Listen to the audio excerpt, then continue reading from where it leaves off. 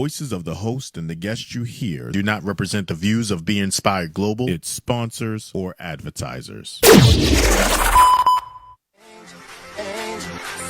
like an eagle, nothing is impossible. Don't take impossible, you're brighter than the stars.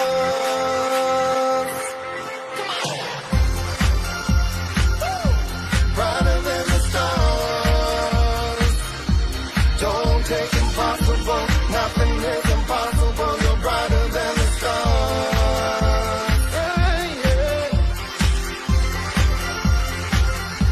Brighter than the stars. Don't take impossible, nothing is.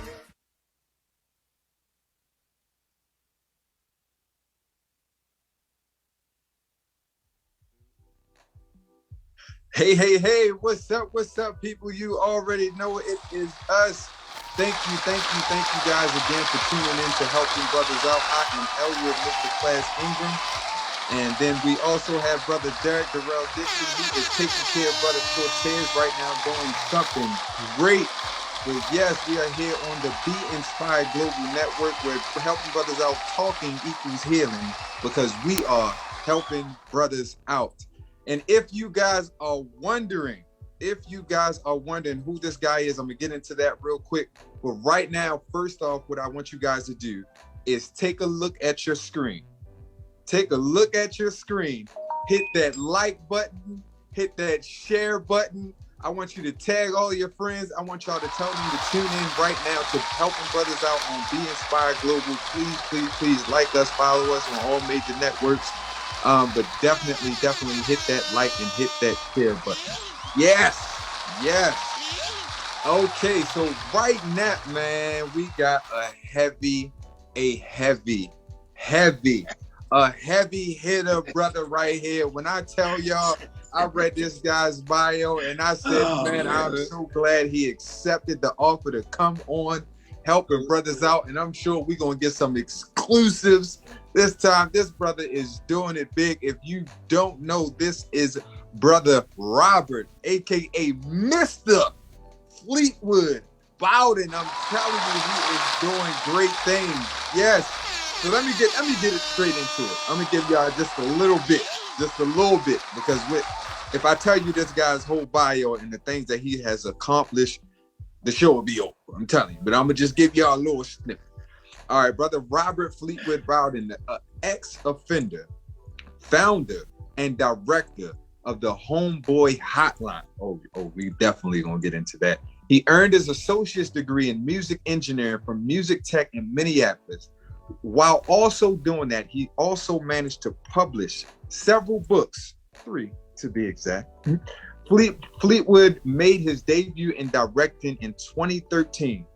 Fleetwood is also sought after performing artist, a consultant, a motivational speaker, and currently working closely with all the communities around the globe. If I name all the places that this brother is working with people and helping people out, because that's what we are about right here on Helping Brothers Out. First off, thank you, Brother Robert, for coming on. How are you today, brother? I'm thankful to be thankful. Somebody didn't wake up, but we did. We did. God, Lord, please let me up out of here, man. I know I made them promises last time, but I promise you this time, if you let me up out of here, I'm going to get out here and I'm going to be a light in this dark world, Lord, and I'm going to help lead the lost to you, so I'm just thankful. All God got to do is wake me up. I'm going to get it. I'm going to inspire somebody, motivate somebody, encourage somebody that change is possible if you want to change, Yes, sir. And man, I'm definitely a product of that, because everybody knows, if you are a firm watcher of Helping Brothers Out, everybody know my famous slogan is any day above ground is a good day, because I always say you could have woke up dead. Yes, sir. Any day is a good day.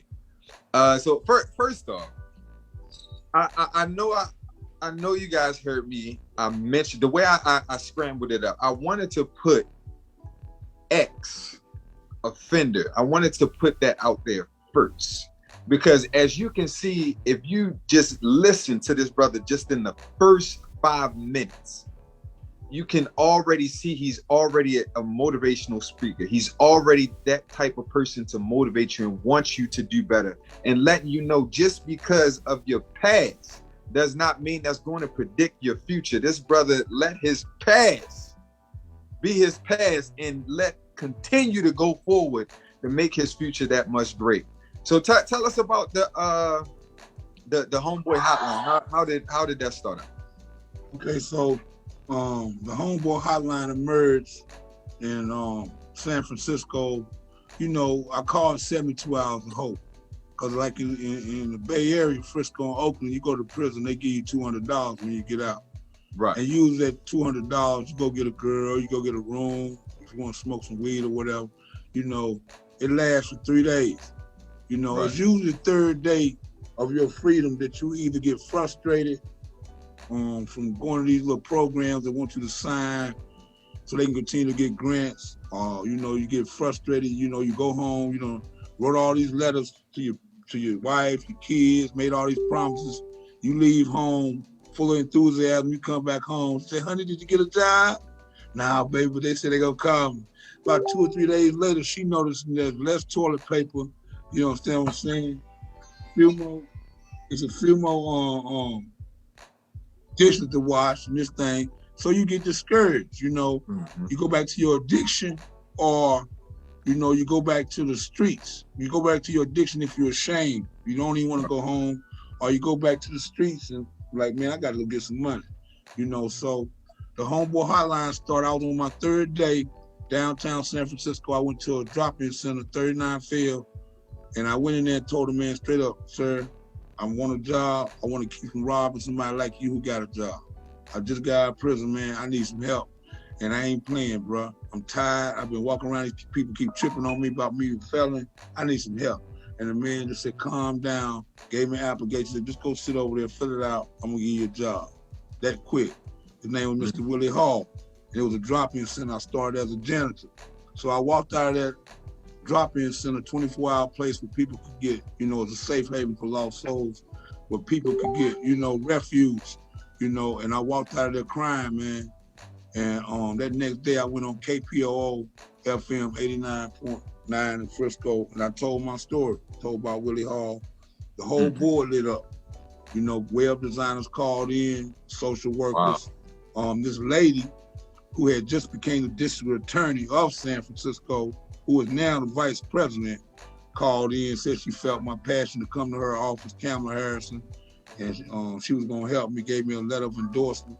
A law firm, Perkins and Coy, who's still my lawyers 20 years, never charged me a dime, told me they would help me with my articles of incorporation, bylaws, and get everything set up. Right. So it started that day on that radio, and that was year 2000, and I never asked for a grant in my life, never. You know, I'm an entertainer, so I get my homies together. We do benefit concerts. You know, I do book signings. You know, I get at football players and athletes. You know, I check out their foundation and stuff. And I never wanted no money because, you know, they'll give you some money and change your mission statement. Yeah. You know? You know, you get a brick and mortar, you got to maintain the rent and all that. But I already knew that information changed the situation. So I knew if I built a website that had pertinent information on it that wouldn't mislead people, that was people that would give people jobs. So I did from there, I went through the hood, you know, to see people that's on their own painting company. You know, say, bro, man, you mind if I put you on my website? Would you mind helping the ex-offender? I went to Miss Betty's restaurant. You mind giving somebody a job dishwashing? You know, I didn't really seek after the resources that the city offered. You know, I went and got the neighborhood help first and filled my website with that. People who I knew the injustice had creeped into their household, and they had a passion for people that was willing to change. So I filled my website up with that, bro. And you know, KPOO, they are broadcasting in all the penitentiaries in Northern California. So I started my own radio show called the Fleetwood Report. And by doing that, the word got into the penitentiaries. Hey man, get at Fleetwood when you about to come home. You know, the brother gonna help you. He a soldier. That's how it all began, man. You know, and 20 years later, I'm in 7 states now. You know, we still pushing. And finally, though, this year, You know, I got some elders behind me. We're gonna apply for a brick and mortar down here in Atlanta, Georgia, open an ex-offender job center. You know, but you know, I'm definitely not a poverty pimp. You know, that's what I call them. People, you know, who know how to get the grant money, but ain't never thought about, you know what I'm saying? It's like you can't help nobody change if you ain't changed. I don't care what kind of book you don't read. Right. And I ain't gonna feel you. I definitely get that from you, that you're more so of a people person. You're not the type to send an email and do this. Like, you want to let people know your story and actually feel like your energy and things that you may have went through, to let them know that this is something that you're passionate about and that this is something that you're very serious about. So if you don't mind me asking, how much time were you incarcerated? From the time I was 16 years old, I stole 4 pounds from my dad. My dad was a mobster in Oakland. I did 16 years, you know. 16 years. And see, and that's one thing that we're very strong about here on helping brothers out, is we all come from all different walks of life. And we all, at the end of the day, we all do what we have to do in order to survive. No doubt. Then we're always about positivity. And that's, of course, that's the number one reason why we definitely had to have you on the show, because of so many things that you are already doing within the community. And I'm definitely glad that you did start the Homeboy Hotline, because that's something that I've always kind of wondered about. Like, what especially about prison reform. I have several family members that come home from doing 10, 20 years. And then they come home and then they're lost. But all they know is they got to follow the steps. I need to make sure I see my PO. I need to make sure I check in. I need to make sure I can't go there.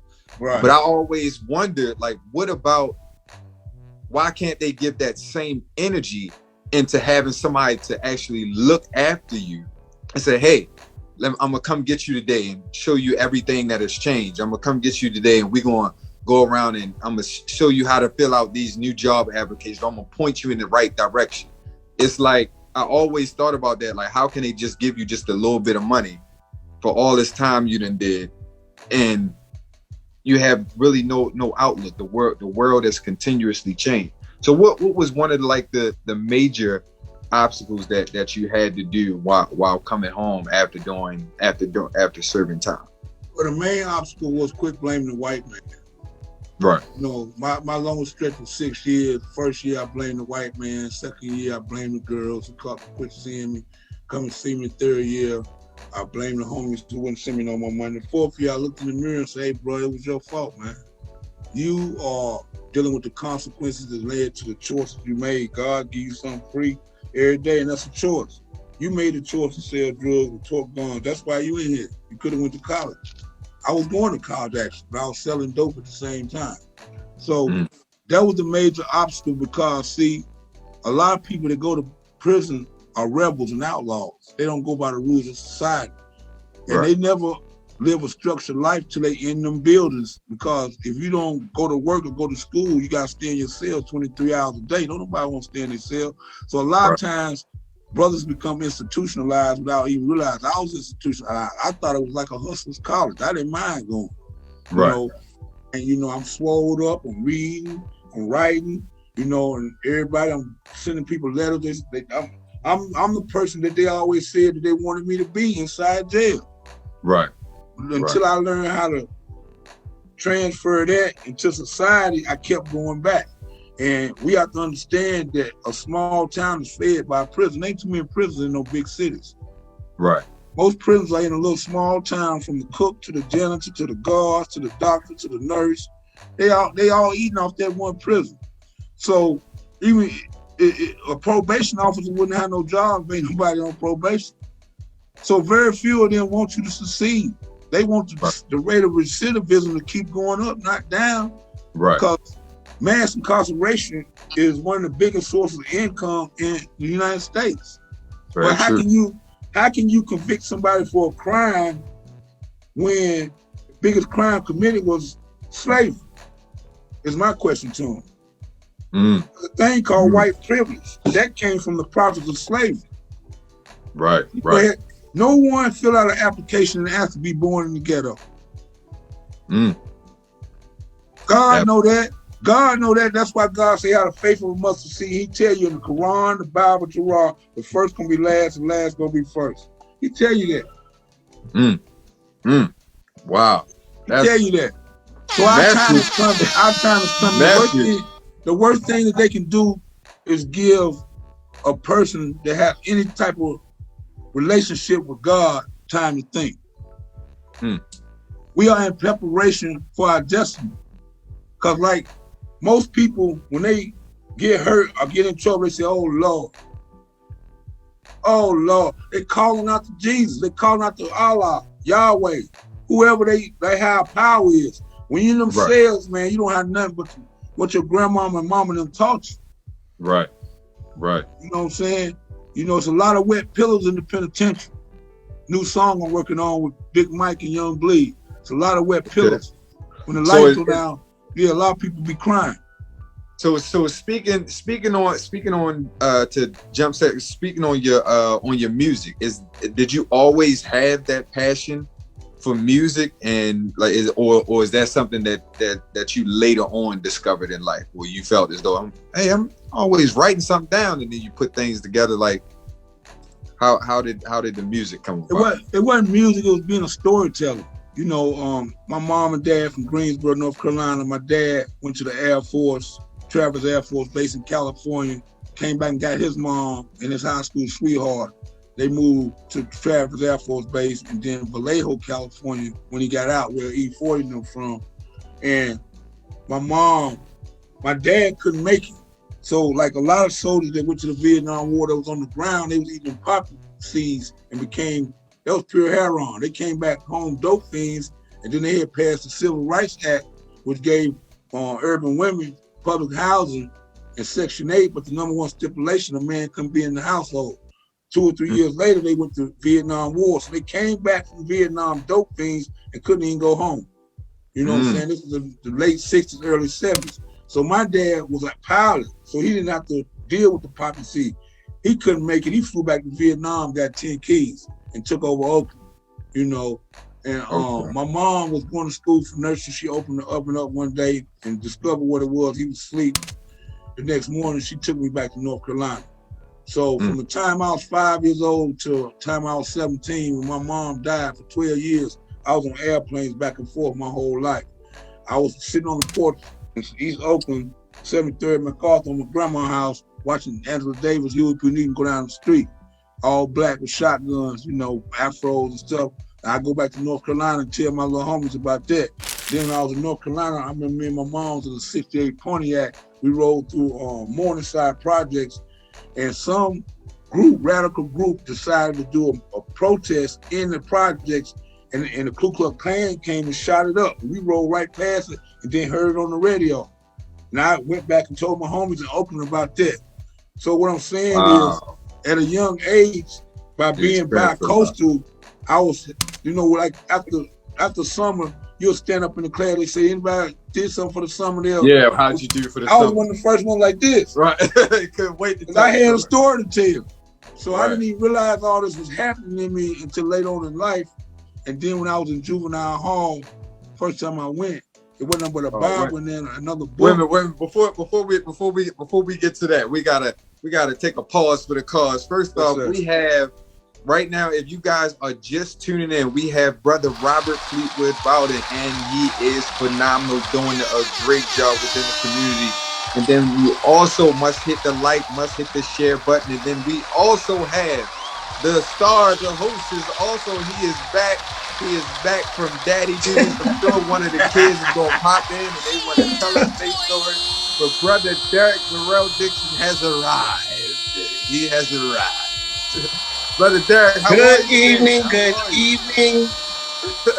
Good evening, everybody. I'm telling you, it's been a fun-filled, proud Daddy Day. I could just go on and on. That will be a whole nother show. I don't want to take away from Mr. Fleetwood today, but I'm telling you, I am glowing. I am the proudest father there ever could be. My son Cortez was in a major commercial. It's going to be a major campaign for the ARC. And a lot of people, if you're listening outside of Baltimore, the ARC is a facility for older children, adult children that are on the autism spectrum. And it's a major campaign. It's going to be a commercial. He's the face of ARC.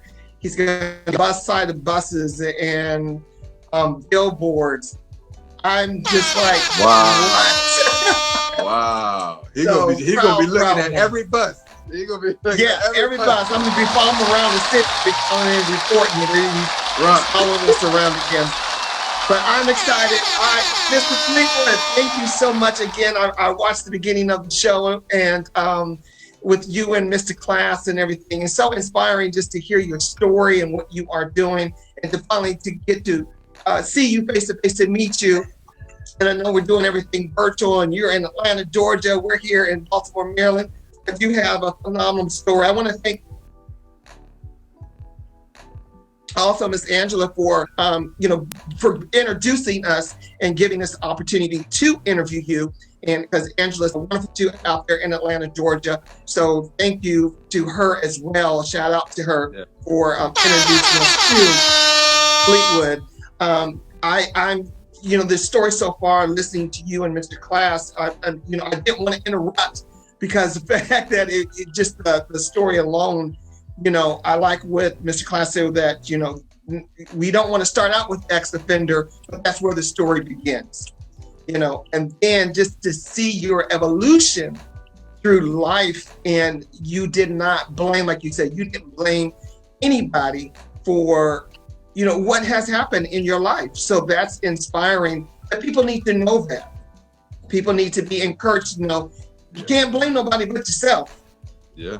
But it's how you then move forward in your life. And that's what people need to hear, is how do we move forward from the mistakes that we've made? As Mr. Class was saying, we all have fallen short from grace. We've all fallen short. And how do we move past that? Well, I think how do we move forward? I think first of all, Mr. Class, reading your bio. Yes, sir. Well, I was just saying, Mr. Class, reading your bio about ex-offender to director, and to getting into movies and writing music and writing books, inspirational speaker. How did you go from that that 16-year-old to Mr. Fleetwood today? I just wanted to make my mama proud, man. My mom was a welfare worker. I used to play with food stamps on her desk. That was when they was paper.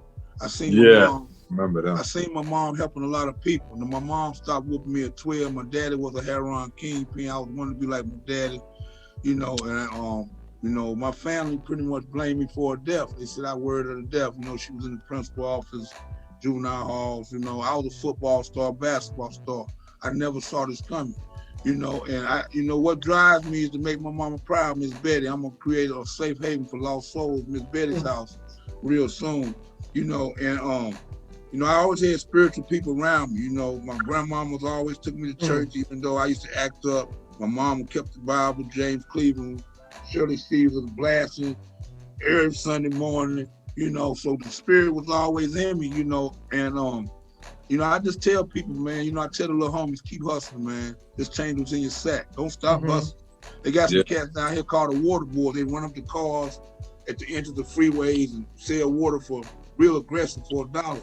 And I tell them, I said, man, if you just sold a Corvette, your commission would be a lot better.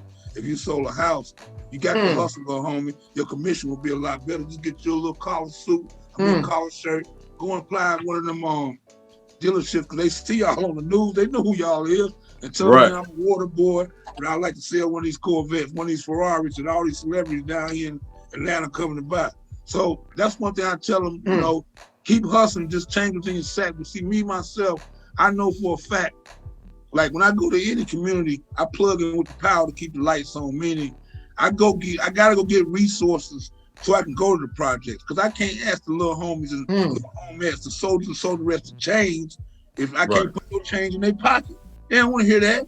They out Right. there trying to, some of them got little babies, some of them mama ain't got jobs. They out there hustling, doing what they gotta do. Like I told the brother, we ain't nobody fill out no application to come to the ghetto. God know that. We didn't fill out no application to come here with this racism, oppression, and injustice, and rats and roaches, and have to get on a bus, ride past see other people living good. We didn't ask for this, but we here. So my thing is, I can't mislead people when I come with my motivation. What turns into encouragement is I have a resource to offer them that's guaranteed, even because oatmeal is better than no meal. If I can get you a dishwasher job and you have an inkling in you will want to change, instead of saying go to this training program that's gonna last for 6 weeks and you ain't gonna get paid during them 6 weeks. I don't went through that. That ain't gonna get it. You gotta be able to give somebody economical opportunity to change. Yeah. So in my perspective. So I go to the mayors, I go to people like Miss Angela Moore. I talk to them, I get them to feel me, know that I ain't no poverty pimp. I'm about it for real. I need some resources to go to these projects to help these little sisters and these little brothers, you know what I'm saying, change. So the main thing I tell people when they get out of any form of incarceration, the best thing you have is your testimony. Use your willingness to change to help somebody else change. And you can get paid for it. Also, you ain't got no DUIs. You ain't got no tickets if you've been in the county for a year. Right. You know, transportation, man. But you say you can't blame nobody. You can't blame nobody. You have to seek opportunity, man, and don't be so easy to let the devil misguide you. Again, don't let the devil fool you out your blessing, because the devil is real. Heaven is real, so is hell. Right. And I could definitely attest to that. I always have also two things that I go by. It's if you kill the head, the body will follow. That's something else different. But if you also feed the head, the body will follow. Yes. And that's something that I can see that like I said, that you stand forward on. And that's what it takes, honestly. It's definitely always starting up here, especially with the youth that's here nowadays. With the youth that here nowadays, they're not used to people talking to them. They're used to people talking at them. No, go out here and do this.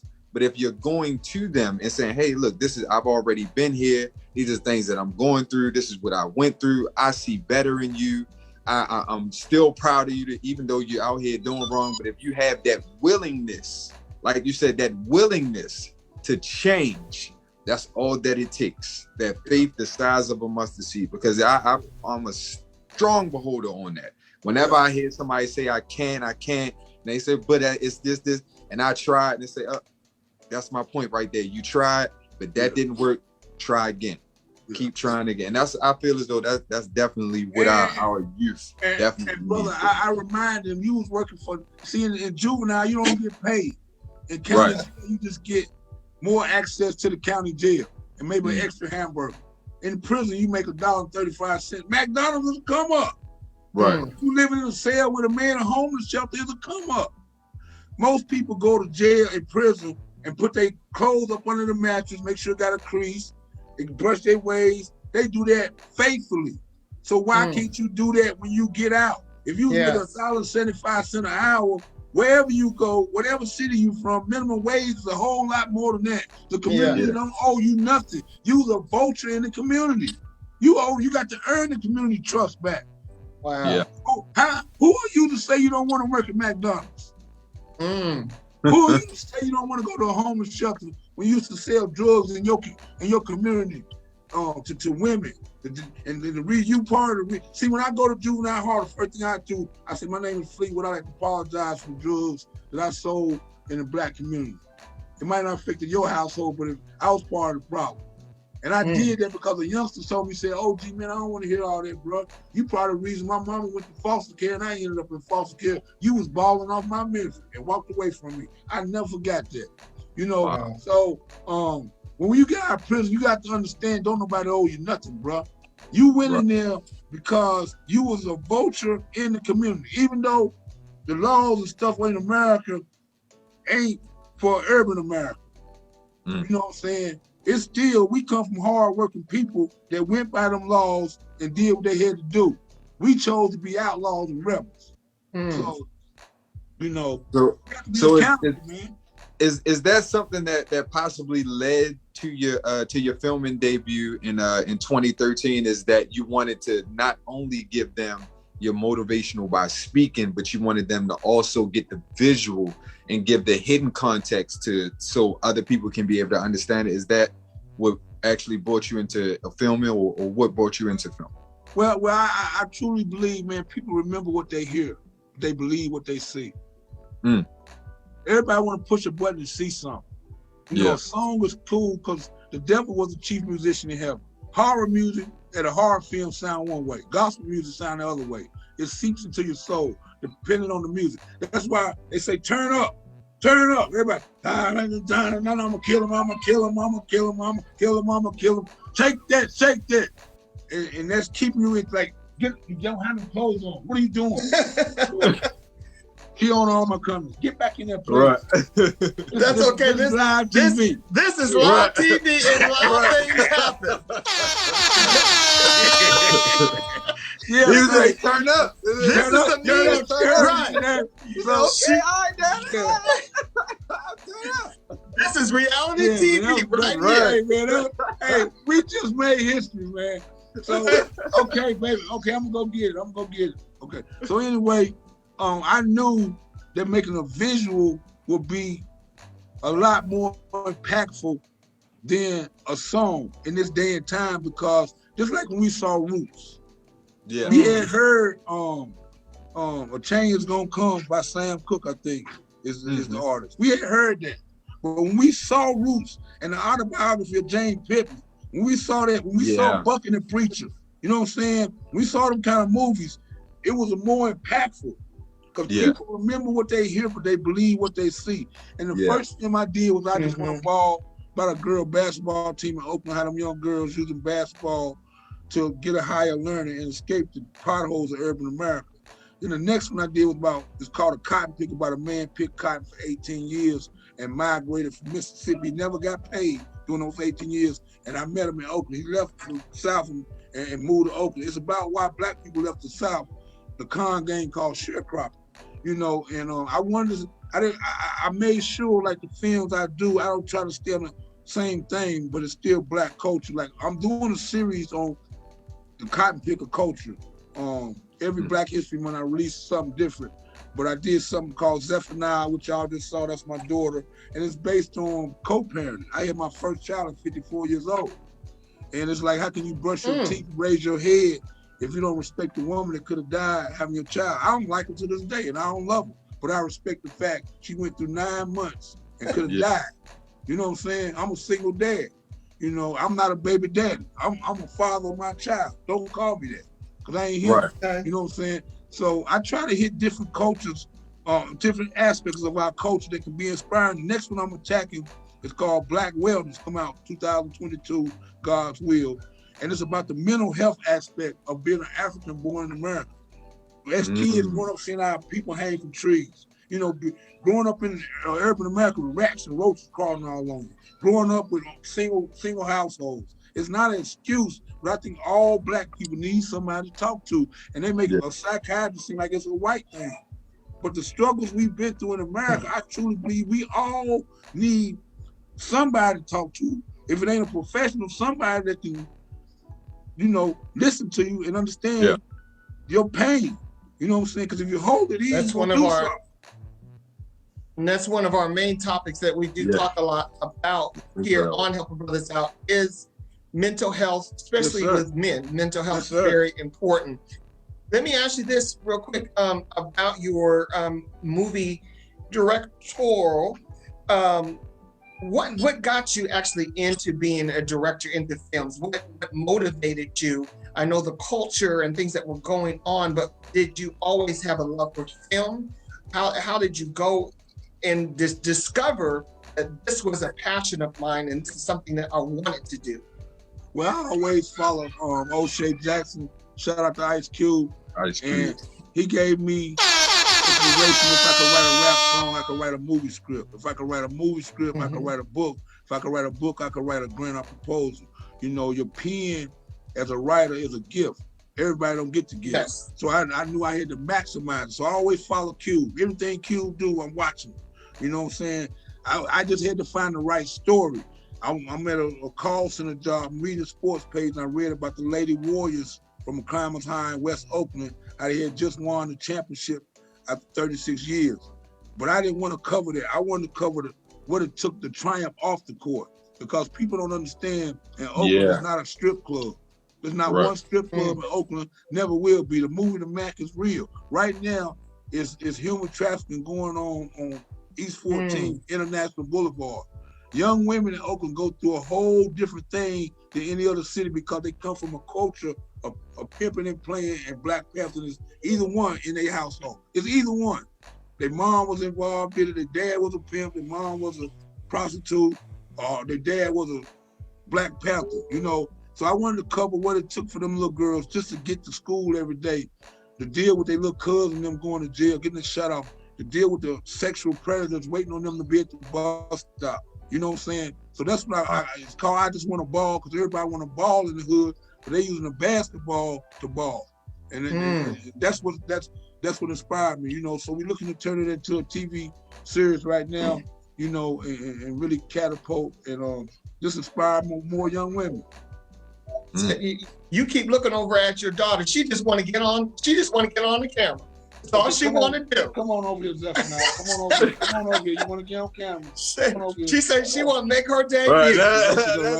That's all she want to do. Yeah. Right. Now she don't want us to see it. Right. Yeah, she got her own movie. She got her own movie out, and I'm working on her. She got 2 hit records, and then she got a documentary, Zephaniah, but an actual film about only her comes out Thanksgiving called Boobly Woobly, My Princess. And I'm gonna do a TV show 2022, God's Will, called she always tell me that's what kids do. So it's gonna be like a prank show, you know, or that's what kids do. So yeah, just the love of my life right here.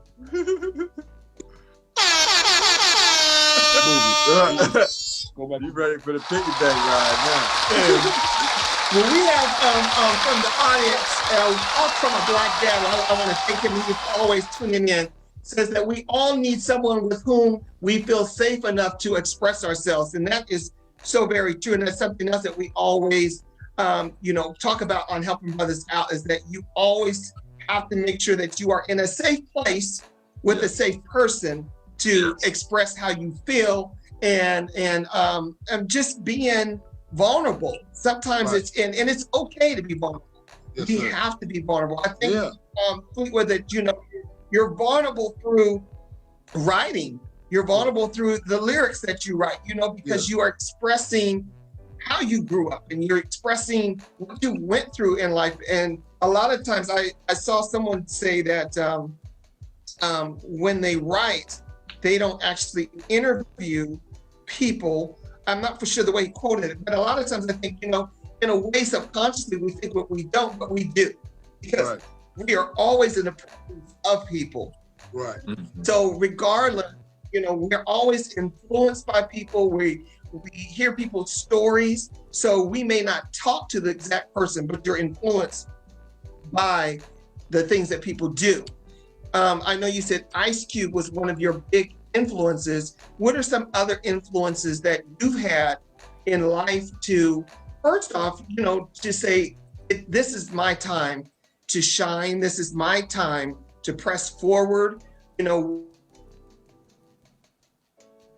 When did that click and say, this right here, right now, this is my time? Well, I listen to a lot of Les Brown every morning. I have my own routine, use the restroom, pray, listen to 3 gospel songs. I listen to Les Brown and Eric Thomas, and it's like they should have broke me a long time ago, because I'm unbreakable now. My mama died, you should have broke me. When I killed my daddy, you should have broke me. When I was on crack cocaine, you should have broke me. When I was in them cells, you should have broke me. When the police did this to me, should have broke me then. I'm unbreakable now. And I grew up with Julius Winfield Irvin III.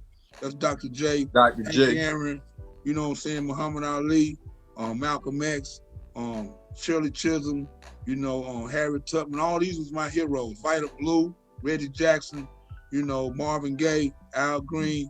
All these people were my heroes. So I feel as though it's my duty to continue the torch, grab the torch and don't be scared. You know, like I'm dealing with a child custody situation now, and it pissed me off because I ain't know nothing about family law.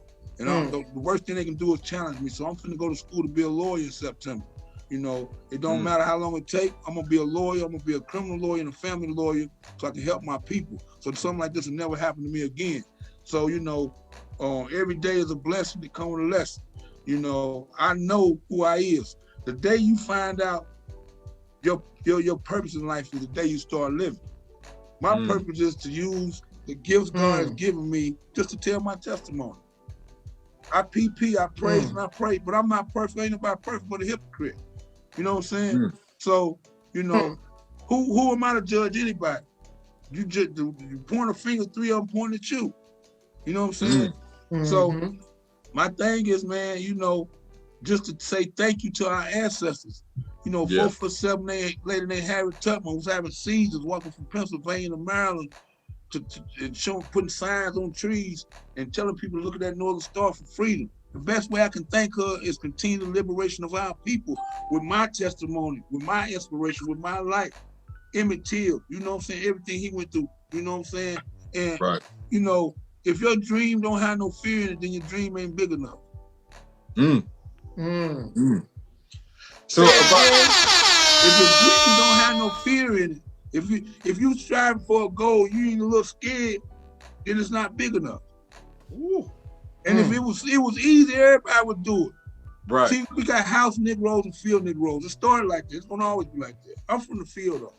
I love my people. I'm not gonna never apologize for being black. That's something I ain't gonna do. Right. Nope, I ain't gonna do it. I know for a fact there's pyramids in Africa right now that they don't know how they was built and they still standing. That's where we from. I'm from royalty, man. I know that. We from kings and queens, man. Our time coming, man. Ain't no time to give up now. 400 years of neglect and disrespect. What you gonna give up for now? They should have broke me a long time ago. I'm unbreakable, baby. Yes, Fleetwood. Message. You're welcome. You're welcome. Ladies and gentlemen, you guys are just tuning in. We are with Brother Robert Fleetwood Bolden, and he is bringing fire. And just in case you didn't like this video, share this video, make sure you get all this and make sure you tune in each and every week here on Be Inspired Global Network each and every Thursday at 6:30. How much time is it? I can't see my clock. We got about 15 minutes. Okay. 15 minutes. So the other people, I know you said that you've been around a lot and you've definitely been through a lot of strong situations. Do you still keep in contact with any of your friends or colleagues from back in the day? Man, I got two phones right here, man. This is my daughter's phone. I had the same number for I think 12 years. I got 4,000 contacts in here, man. Wow. You know what I'm saying? You know, I'm a firm believer that your net worth is your network. I build bridges everywhere. I shake hands everywhere. You know, I have a stern look on my face, but you know, they say I got a nice smile.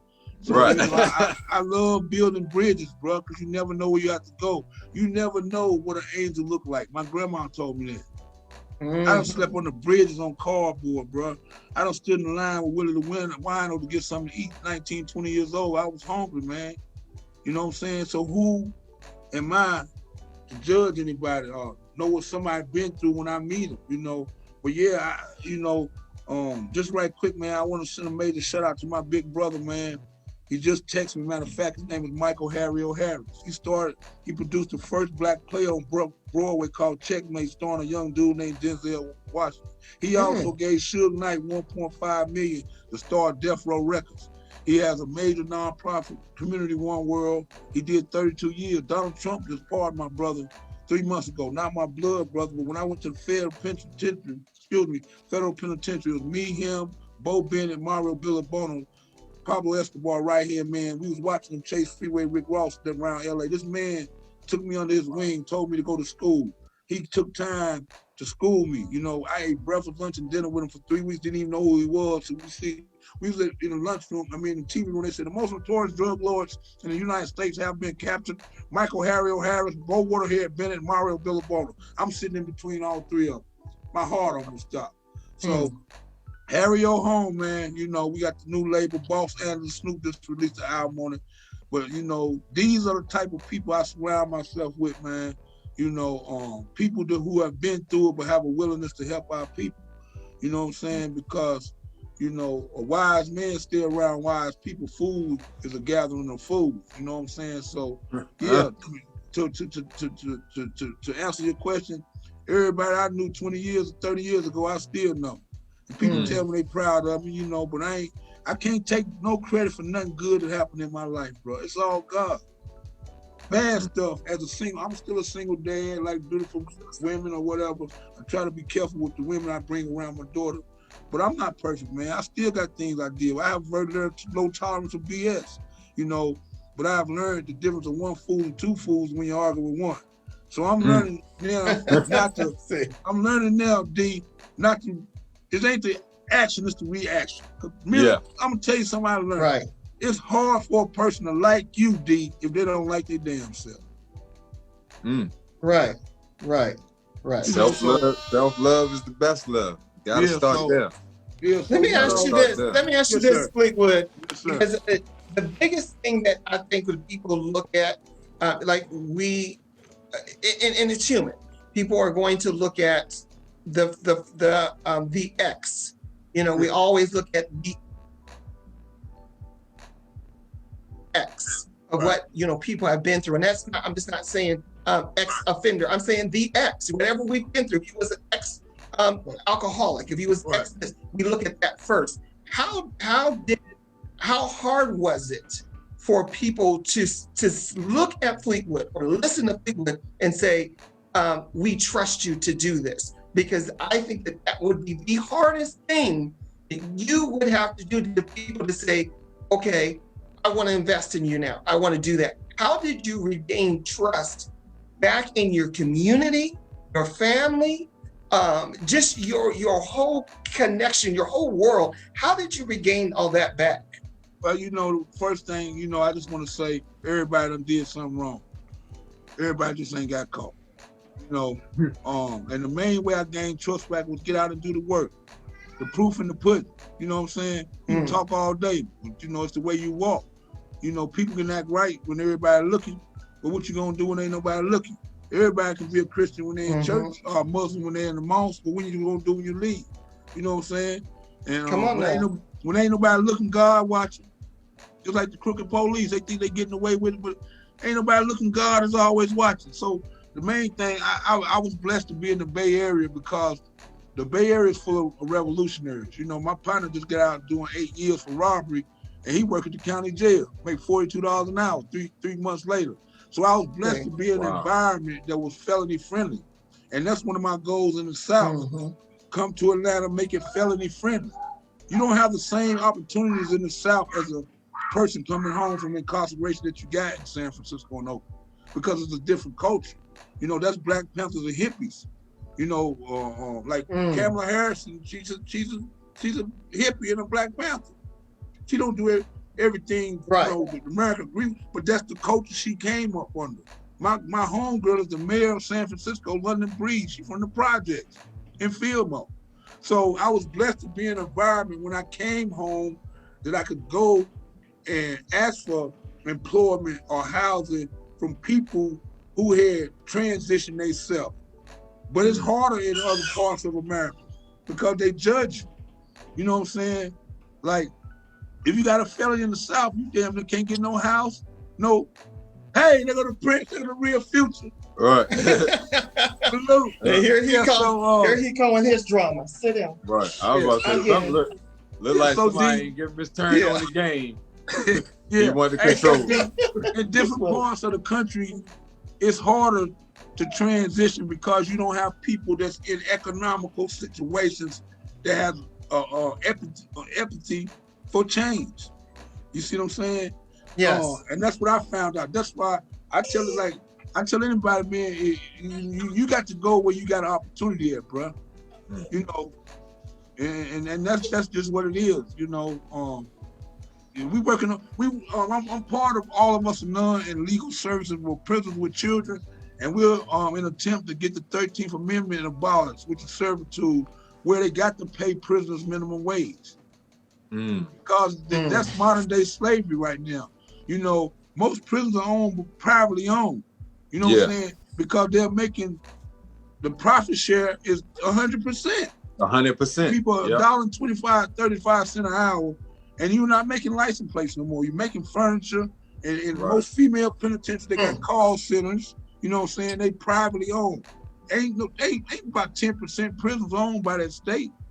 So legal services for prisons with children are right now petitioning to get the 13th Amendment abolished, which means they got to pay people incarcerated minimum wage, whatever it is in that state. Wow. You know, I think it's important for people to know too that, you know, a lot of people, why are we doing this show? Because the fact that one thing that Fleetwood did say that, you know what, change is good and evolution is good. Evolution is important. And the fact that, you know, people go through whatever situation that you go through in life, you know what, you have to realize that you have to be able to put that baggage aside, and you have to be able to move forward. And a lot of times, you know, I've had a brother that has been in the system, and a lot of times for the longest time, he blamed everybody else instead of looking at himself. And now he's in a good place. But the fact is that it's not everybody else's fault. You have to look at who you are, but you have to be willing to make the change. And to hear you and hear your story, people can now say, if Fleetwood can do it, I can do it. And I you know, thank you for going out there and encouraging our young Black boys, our young Black girls, because it ain't just the boys out there. Oh, the girls were all in the boys, man. Yeah. Man, what you talking about? The girls will tell you for real. I'll tell you, I rode downtown Baltimore the other day, and the girls were all on the little electric scooters, flying in and out of cars, daring you to hit them and everything. And I'm like, oh my gosh, the girls are out here rougher than the boys. Yeah. So we have to be able to encourage our young Black children. We have to. And to hear these type of stories, you know, we hope that we catch them before, you know, that they would have to go, you know, into the system or anything like that. But it's important that we have men like you that can tell this story. And you know, I commend you for a lot of stuff that you are doing. We have about 5 minutes. Yes, sir. How can everyone find you, Fleetwood, and find your books, music, movies? How can people get a hold of you? Because as you know, me and Mr. Class, you know, we are one of the actors here in the Baltimore area. So the next movie that you write, all you got to do is just hit me up. You got my direct phone number now. Right. I'm on the next plane to Atlanta. Hey, we coming. Hey, y'all got the automatic roll. Y'all ain't got the cash or nothing. We family now. I would love to come to Baltimore and raise some money for y'all show, do some film screenings and donate some money to y'all show. You know, when we get the COVID thing, you know, y'all get me up there. We'll do a couple of film screenings, do a revolutionary concert, a self-publishing workshop, go visit a youth organization to raise some money for y'all wonderful platform. Y'all just got to get me there. I ain't gonna charge y'all nothing, bro. And you know, y'all you ain't said nothing but a word, Fleetwood. You ain't said nothing but a word. But let's make it happen, man. I love to the right person. Hey, I love that BMO, man. I love BMO. I got a lot of family in the district in DC. I ain't never been to Baltimore, but I got a lot of family in the district. No, go back in there. You don't have no clothes on. You're working on not getting no more Elmo shows. Go back in there. Right now, boy, please. Come on, I only got baby, because we want you to get the Elmo. Yeah. Right. So right quick, y'all can tell everybody how we can. Okay, so right quick, you can find all my products. Tell everybody how we can find you. Okay, you can find me on Instagram at Fleetwood SF, like Fleetwood San Francisco, or you can email me at Fleetwood189@hotmail.com. My government name is Robert Bowden. B as in boy, O as in ocean, W as in Wayne, D as in David, E as in equal, N as in never, from San Francisco on Facebook. If you want to pick up any of my products, my films, my books, my music, go to Zephy, ZEPHY.US. And please remember this, you cannot ask to be forgiven if you're not willing to forgive. And nothing in life will change until you change. I love y'all brothers more than peanut butter love jelly. If y'all ever need me, man, y'all got me, man. We just made history. I don't know what they gonna do, but I know what we just did. We just made history. I know that's right. Yes, sir. Yes, sir. So part 2 coming soon. All y'all coming soon. And let me tell y'all something about change and evolution. Let me tell y'all something about that and how important it is for growth in your life. There, when I was looking for my brother on Facebook the other day, and I'm talking about Mr. Class, and I'm putting in Sharon's son, and I couldn't find Sharon's son. And then all of a sudden, Elwood Mr. Class Ingram popped up. Now, if y'all don't know the story, Elwood Mr. Class Ingram has been Sharon's sons probably since Facebook has came out. But sometimes in life, you know what? We have to evolve because the fact that you have to let go of some things. And I love this story because when I saw that, I immediately thought of Elwood too, of these stories that we all have to let some things go in order. And I'm not saying he let go of his mother. I'm not saying that. So everybody don't go now and start looking at Elwood fighting with his mom and all this. Right. And I didn't say all that. What I said is sometimes we have to let go of things in order for us to evolve. Exactly. Change is good, ladies and gentlemen. Change is good. Yes. Thank you, Mr. Fleetwood, so much for joining us today. Thank you so much for my absence, starting the show out and everything. You guys did a wonderful job. Thank you so much. I appreciate y'all. Love y'all. Listen, my name is Derek Terrell Dixon, doing it in the 3D way. I'm Elwood, Mr. Classman, We're talking always equals healing. because we are helping brothers out. Tune in next Thursday, ladies and gentlemen. Next Thursday, we have another great show. Be right here. Be Inspired Global, 6:30 p.m. Eastern Standard Time. Helping brothers out. Have a good evening. We'll see you next time. Peace. Thanks again, Brother Robert.